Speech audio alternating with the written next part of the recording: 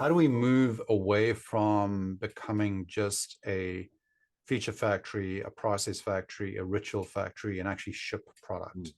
And I think that anybody that's been in this industry long enough will agree that we have a lot of people in the product universe who know the rituals, who know the processes, and can recite how to do a thing, but they've never actually shipped a product with confidence. Right. They've actually done the work.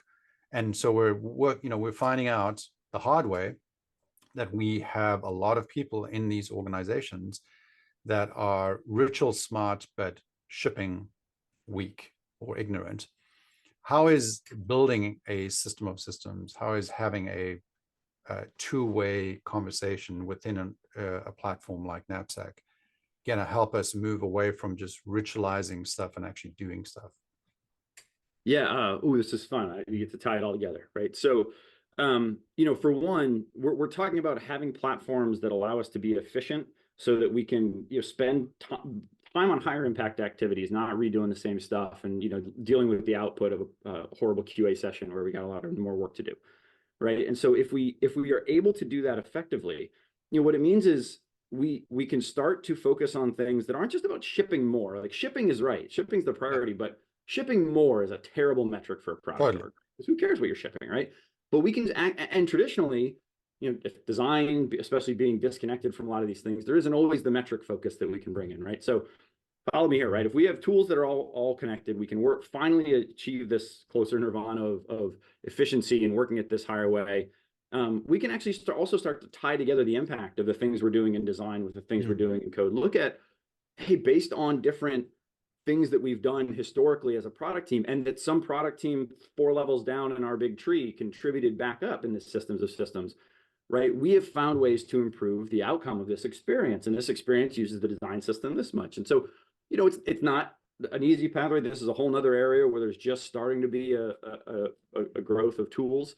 And a lot of teams are investing manually and kind of solving for this, but we can start to just work as a whole product org at a whole different level, right? Which decisions have led to the best outcomes for us? And then there is a rote part of it, which is the way we implement things based on decisions, especially when we're reusing that should be really easy, right? And that's the part we're all stumbling with, because this fallacy of I'm looking at it, so it's right?